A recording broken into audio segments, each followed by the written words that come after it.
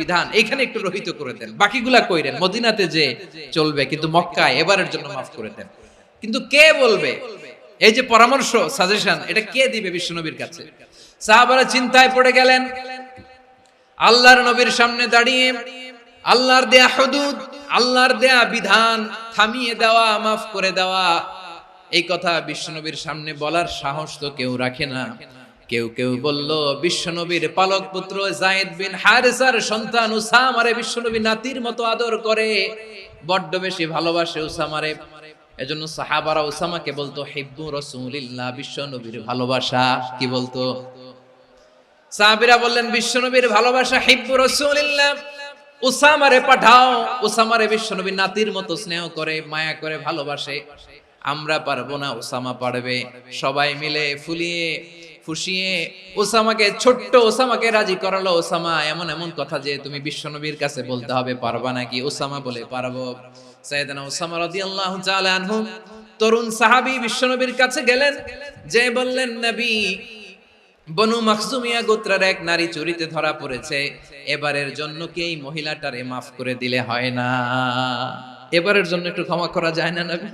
বিশ্বনবী বলেন, আতাশফাউ ফি হাদ্দিম মিন হুদুদিল্লাহ, তোমার এত বড় সাহস উসামা, তুমি আল্লাহর হাদ, আল্লাহর দেয়া বিধান, এটার ব্যাপারে সুপারিশ করতে এসেছো?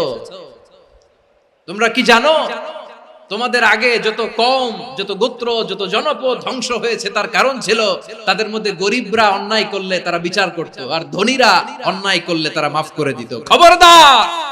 ওয়া আইমুল্লাহ লাউ আন্না ফাতিমাতা বিনতি মুহাম্মাদিন সারাকাত লাকাতা মুহাম্মাদুন ইয়াদাহা।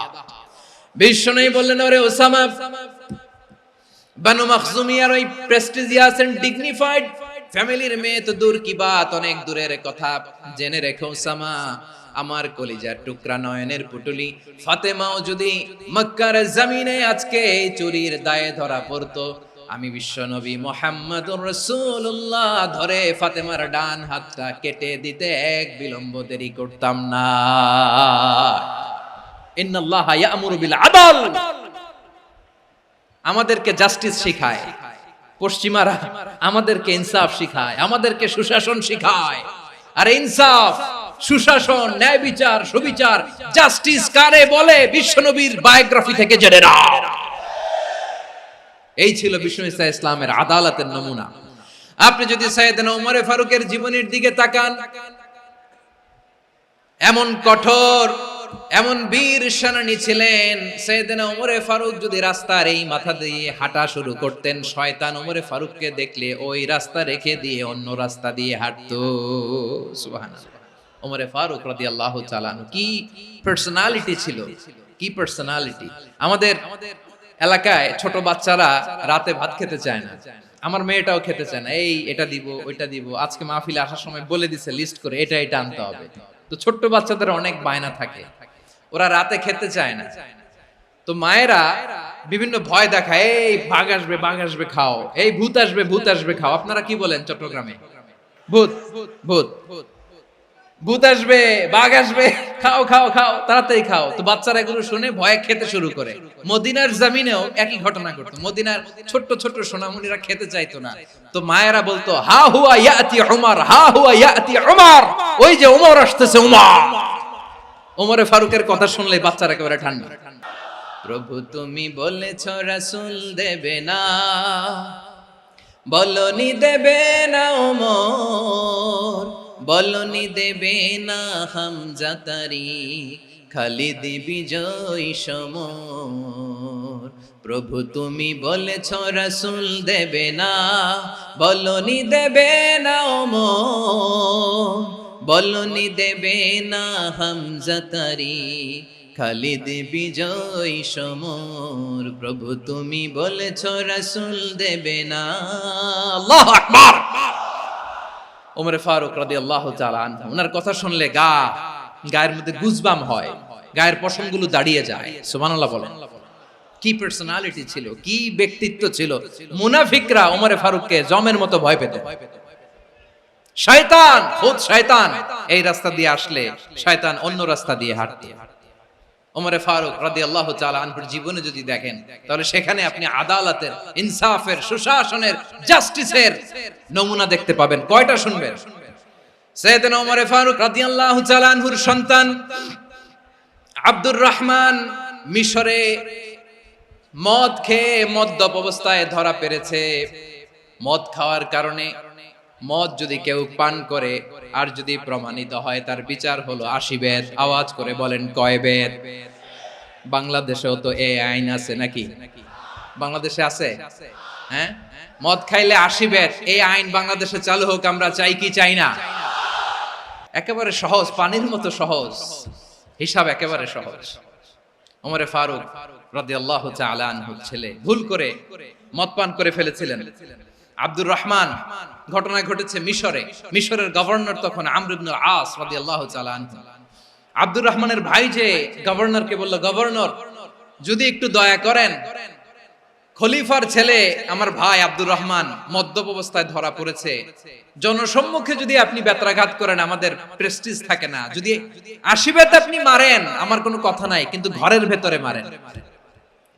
আব্দুর রহমানের ভাইয়ের সুপারিশ শুনে সাইয়েদনা আমর ইবনে আস রাদিয়াল্লাহু তাআলা আনহু রাজি হয়ে গেলেন।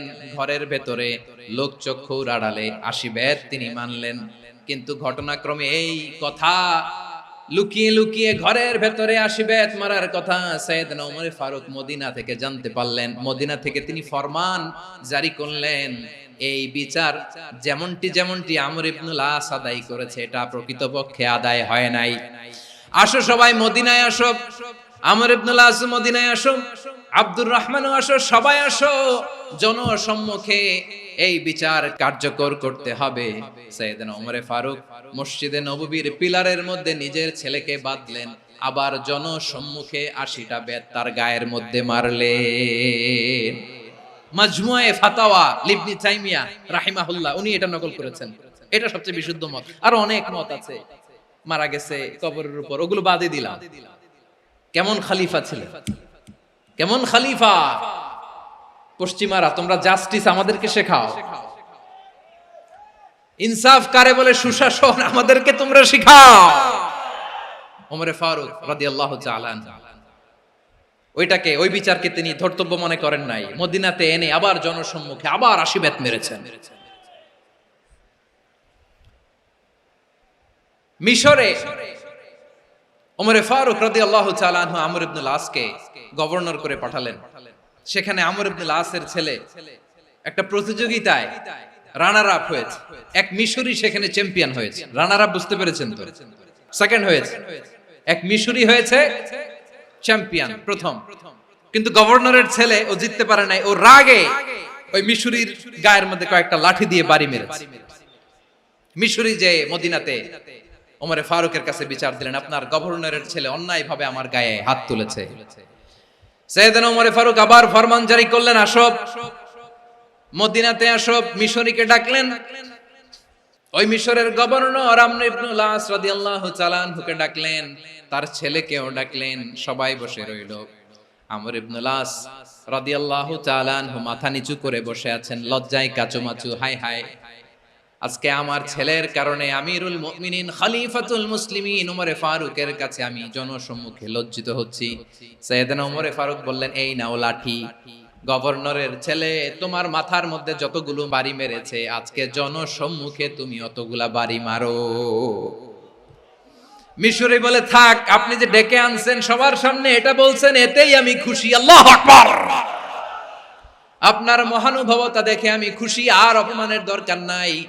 ওমরে ফারুক বলে, না, খবরদার, এই কথা মিশরি তুমি বলো না, মারো, যতগুলা বাড়ি মেরেছে মারো। বাধ্য হয়ে মিশরি আমর ইবনে আসের সামনে ওনার কলিজার টুকরা সন্তানের মাথার মধ্যে বাড়ি মারতে আরম্ভ করলেন। ঠিক যতগুলা বাড়ি গভর্নরের ছেলে আমর ইবনে আসের ছেলে মিশরির গায়ে মেরেছিল, মাথায় মেরেছিল, মিশরি গুনে গুনে ততটা মারলেন। এই দৃশ্য দেখে ওমরে ফারুক রেগে মেগে আগুন, রাগের চোটে রাগ সামলাতে না পেরে, আর নিজেকে সামলাতে না পেরে মিশরিরে বললেন, ছেলেরে মারা শেষ হয়ে গেলে এবার বাবার টাক মাথার মধ্যে কয়েকটা বাড়ি মার। রাগের চোটে, আউট অফ অ্যাঙ্গার, রাগের চোটে, যে আমার পাঠানো গভর্নর আমর ইবনুল আস তার ছেলেকে কেন আদব তারবিয়া কেন শিক্ষা দিতে পারে না? ছেলেরে মারা হইলে এবার আমর ইবনুল আসের মাথার মধ্যে দুইটা মারো, এটা রাগে বলেছে, এটা শাস্তি হিসেবে না। সুবহানাল্লাহ পড়ে। তোমরা আমাদেরকে সুশাসন শিখাও। বিশ্বনবী বলেন আদল এটা যেন তেন